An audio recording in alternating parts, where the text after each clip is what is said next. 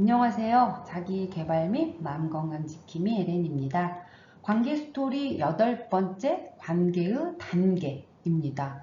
우리가 많은 사람들과 관계를 맺지만 그 관계가 일정한 단계를 갖추고 있다라고 하는 거 내용을 좀 다뤄보겠습니다.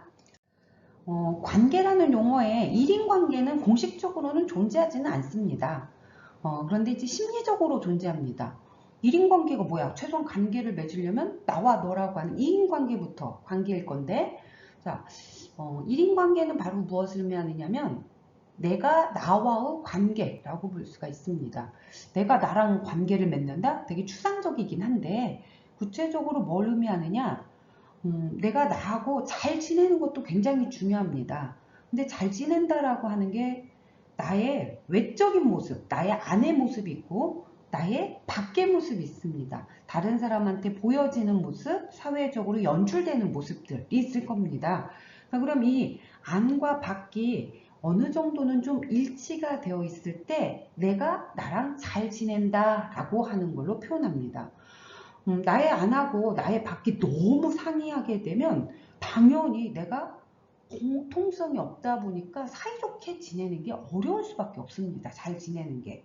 그래서 무조건 안과 밖이 100% 일치한다. 그것도 문제야. 왜? 우리는 사회를 살아가면서 역할이라고 하는 것도 있고 그 역할에 따라서 페르소나, 가면을 쓰면서 연출해야 되는 모습이 있는데 이게 안팎이 동일하게 100% 같다 하는 건 그것 또한 병리적인 겁니다. 그래서 적절하게 연출은 하지만 나의 외적 모습과 나의 내적 모습이 어느 정도는 일치성을 띠고 있을 때 잘 지낸다 라고 표현합니다.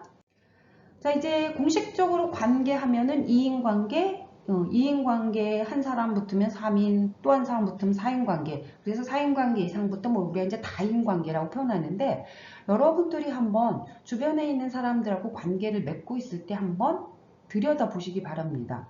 모든 사람들에게 모두 동일하게 대하지는 않아. 예를 들어서 친구가 있어? 근데 베스트 프렌드라고 하는 또 친구가 따로 있어. 그리고 지인이라고 하는 사람이 있고 진짜 친구라고 구분을 하는 사람도 있고 그리고 나는 친한데 너는 안 친해? 이렇게 좀 나눕니다. 자, 그러면 우리가 무엇을 기준으로 무엇을 근거로 해서 이렇게 나누고 있는가 라고 하는 부분입니다. 어떤 사람은 뭐 시간으로 나누기도 하고 어떤 분은 마음으로 나눈다라고 표현하고 있고 어떤 사람은 뭐 돈으로 구분한다 라고도 표현하는데 일단 각자의 주관적인 어떤 기준으로 구분은 하고 있을 겁니다.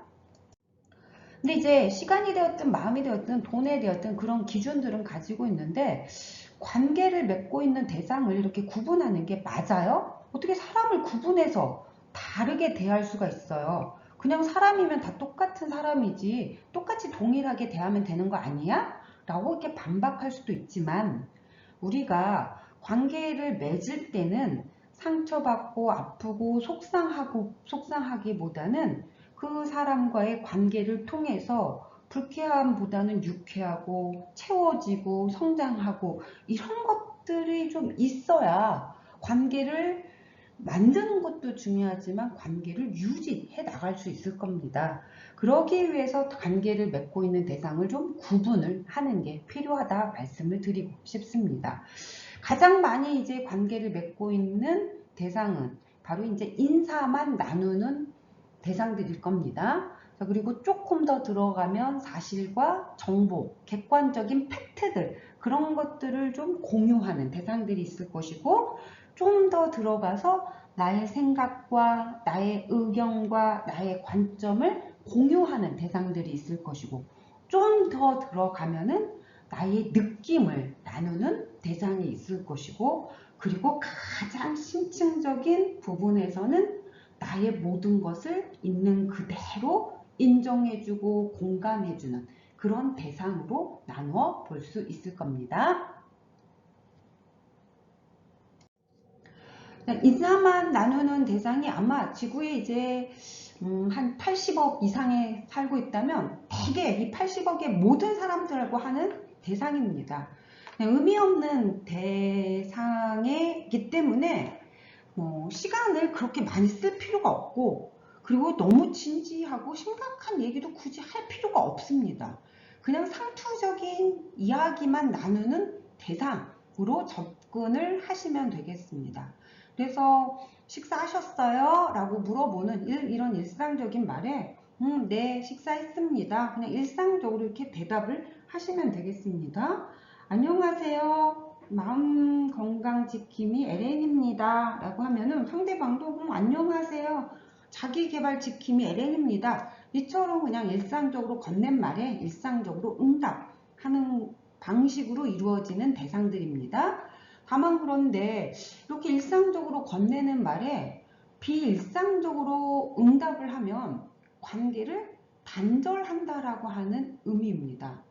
예를 들어서 잘 지내고 계십니까? 라고 내가 인사를 지냈는데 설령 잘 못 지내도 네 이렇게 대답을 하거나 잘 지내려고 노력합니다 이렇게만 대답을 해주면 되는데 잘 못 지냅니다. 내가 잘 지내는 거에 무슨 관심 있어요? 이런 식으로 응답을 하게 되면 안녕하십니까? 무슨 안녕하지 못하는데요? 이렇게 응답을 하면 관계를 단절시킬 수밖에 없습니다. 생각보다 어떻게 사람들이 안녕하십니까 인사하면 안녕하지 못하는데요 이렇게 말하는 사람이 있을까 하는데 되게 많습니다. 그래서 예를 들어서 인사를 했으면 인사로도 응해주는데 인사 받지 않고 하고 휙 가버리는 경우 요즘에 되게 많이 있습니다. 이런 것들이 이제 관계를 단절하겠다라고 하는 부분입니다. 근데 사회학자의 어빈 고프만은 이런 말을 했어. 일시적으로 아는 사람과의 일상적인 대화에도 약간의 주의와 약간의 노력을 기울이면 많은 사람들이 되게 연결되더라 라고 하는 메시지를 했습니다. 그래서 일상적으로 좀 응답을 해보시기 바랍니다. 앞으로 친하게 지냈으면 좋겠다라고 하는 어떤 출발점이 될 수도 있을 것이고 야 그동안에 우리는 부재했는데 이제 좀 왕래하는 건 어때? 라고 하는 거를 알려주는 지표가 될 수도 있고 앞으로 교류를 하자라고 하는 암시가 될 수도 있습니다.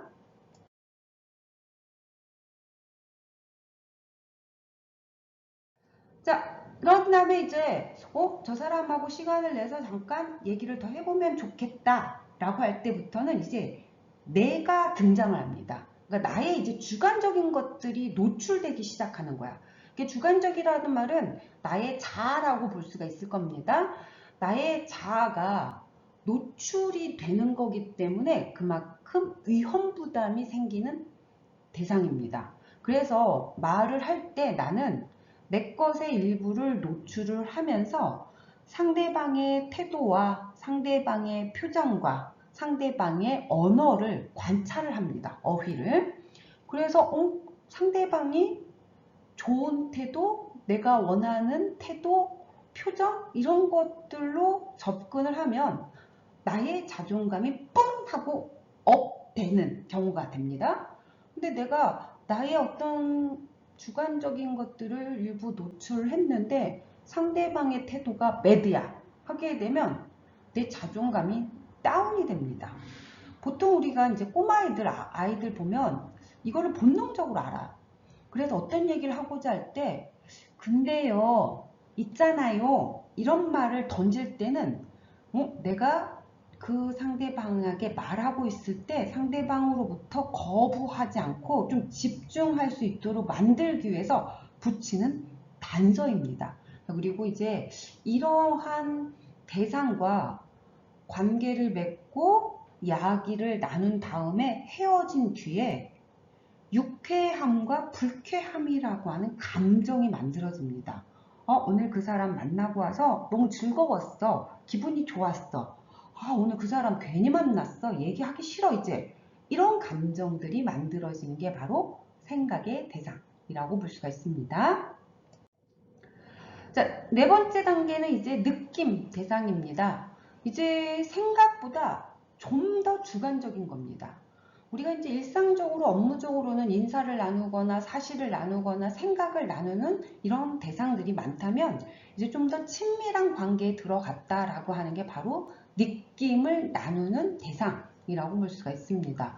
그만큼 자아 노출이 많아 지는 것이고 나의 내면 세계의 노출이 많아지기 때문에 상대방으로부터 아픔과 상처와 고통을 받을 위험 부담도 증가하게 되는 겁니다. 그렇지만 내가 느낌을 나누었는데 그 상대방이 잘 받아주게 되면 그걸로 인해서 내가 성장하는 거, 내 삶이 채워지는 거, 내가 행복한 거, 이런 것들이 가능한 대상이 바로 이제 느낌을 나누는 대상이라고 볼 수가 있습니다. 그래서 느낌을 나누고자 할 때는 급진전되는 관계보다는 시간과 노력이 필요한 관계인 것이고, 이때부터는 좀 더 많은 관계를 맺고자 할 때 좀 더 내가 집중을 좀 더 많이 해야 되는 대상이라고 볼 수 있습니다. 자, 마지막이 이제 공감의 대상입니다. 우리가 흔히 역지사지라고 하는 표현을 씁니다. 역지사지라는 것은 상대방의 입장에서 상대방의 생각과 상대방의 감정과 상대방의 행동을 내가 인정하고 느끼고 해석하는 거라고 볼 수가 있습니다. 우리가 이제 관계에서 가장 이상적인 그리고 반드시 있어야 되는 대상이기 때문에 최고의 경지라고 표현하고 있고, 이거는 원한다고 단숨에 도착하거나 만들 수 있는 관계는 아닙니다. 그리고 기법과 비결로 통하는 관계도 아닙니다. 이거는 진정성, 마음, 진실성이라고 하는 이런 추상적인 것들로 이루어진 관계라고 볼 수가 있을 것이고, 삶의 과정에서 공감을 나눌 수 있는 대상이 나도 그 사람의 삶을 공감하고 그 사람도 나의 삶을 공감한다면 어쩌면은 그런 삶은 성공한 삶이라고 볼 수가 있습니다. 우리가 이제 두 사람이 존재하면 당연히 세계관도 두 개가 존재한다라고 표현합니다. 그런데 공감을 한다라고 하는 것은 세계관이 두 사람이 있어도 세계관이 하나만 있는 겁니다. 물론 평생 하나만 있는 거 아니지. 그 순간에, 그 시간에 나의 세계관은 없애고 너의 세계관에 내가 오로지 몰빵해 주는 거. 그래서 그 상대방의 세계관을 완벽하게 공유한다라고 하는, 이게 바로 공감의 대상이라고 볼 수가 있습니다. 그래서 오로지 한 사람의 세계관을 공유해 줄 수 있는 사람은 몇 명 있어야 될까? 딱 한 사람만 있으면 됩니다. 우리가 이제 언덕 위에 하얀 집에 있는 사람들은 마음이 아픈 사람들이 주로 갑니다. 그런데 그 마음이 아픈 사람들을 좀 들여다보면 그 딱 한 사람이 없으면 아플 수밖에 없습니다. 그래서 나를 오로지 공감해주는 사람 한 사람만 있어도 절대 인간은 정신병에 걸리지 않는다라고 하는 거. 그래서 여러분이 그 한 사람이 반드시 있어야 될 것이고, 반드시 있으려고 한다면 내가 정말 노력을 해야 되는 겁니다. 인간관계는 이 공감을 나눈다라고 하는 대상은 일방적 관계가 아닙니다. 양방적 관계라고 하는 겁니다. 그래서 상대방도 노력을 해야 되겠지만 나도 노력을 해야 되는 그러한 대상은 반드시 있어야 된다 라고 하는 걸로 강조하고 마무리하겠습니다. 관계는 지속되겠습니다.